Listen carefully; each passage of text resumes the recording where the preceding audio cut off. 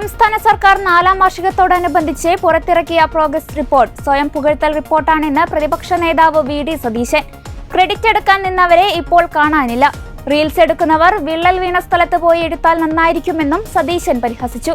കോട്ടയത്ത് നടത്തിയ വാർത്താ സമ്മേളനത്തിലായിരുന്നു അദ്ദേഹത്തിന്റെ പ്രതികരണം. റിപ്പോർട്ടിലെ ഏറ്റവും വലിയ അവകാശവാദം ദേശീയപാത നിർമ്മാണമാണ്.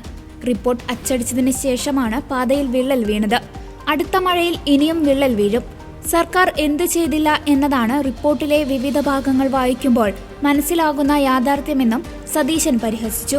തകർന്നു വീഴുന്നതിന് മുൻപ് തയ്യാറാക്കിയതിനാൽ റിപ്പോർട്ടിലെ ഏറ്റവും വലിയ അവകാശവാദം ദേശീയപാതയാണ്. ഹൈവേ പൊളിഞ്ഞു പോകുന്നത് പോലെ സർക്കാരിന്റെ അവകാശവാദങ്ങളും നിലം പതിച്ചുകൊണ്ടിരിക്കുന്നു. 100-ലധികം സ്ഥലത്ത് ഇപ്പോൾ തന്നെ വിള്ളലുണ്ട്. അടുത്ത മഴയിൽ വീണ്ടും വിള്ളൽ വരും. ഞങ്ങളുടേതാണ് ഈ റോഡെന്നായിരുന്നു സംസ്ഥാനത്തെ പൊതുമരാമത്ത് വകുപ്പ് അവകാശപ്പെട്ടിരുന്നത്. വിള്ളൽ വീണപ്പോൾ ഒരവകാശവാദവുമില്ല. റീൽസ് എടുക്കുന്നവർ വിള്ളൽ വീണ സ്ഥലത്ത് പോയി എടുത്താൽ നന്നായിരിക്കുമെന്നും സതീശൻ പറഞ്ഞു. പാലാരിവട്ടം പാലം തകർന്നു വീണിട്ടില്ലെന്നും രാഷ്ട്രീയ ഉദ്ദേശത്തോടെ പുറത്തുവന്ന ഒരു റിപ്പോർട്ട് മാത്രമാണ് അക്കാര്യത്തിൽ ഉണ്ടായിരുന്നതെന്നും ആരോപണങ്ങൾക്ക് സതീശൻ മറുപടി പറഞ്ഞു.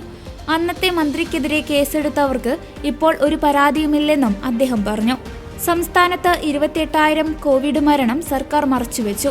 കടക്കെണി ഇല്ലെന്നാണ് മുഖ്യമന്ത്രി പറയുന്നത്. പണമുണ്ടെങ്കിൽ ആശുപത്രിയിൽ മരുന്ന് കൊണ്ടുവരാനുള്ള സംവിധാനമുണ്ടാക്കണം.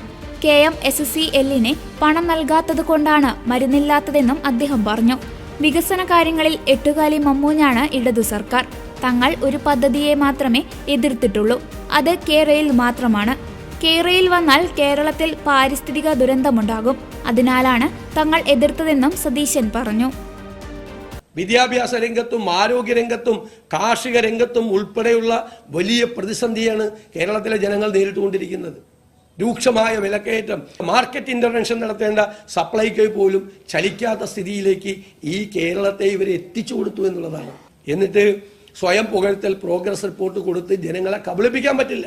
നിങ്ങളുടെ വ്യാജ നിർമ്മിതികൾ, നിങ്ങളുടെ വ്യാജ നറേറ്റീവുകൾ, അതും കേരളത്തിലെ ജനങ്ങളുടെ മനസ്സിൽ തകർന്നു വീഴുന്നതാണ് ഈ 4ാമത്തെ വർഷം കണ്ടുകൊണ്ടിരിക്കുന്നത്.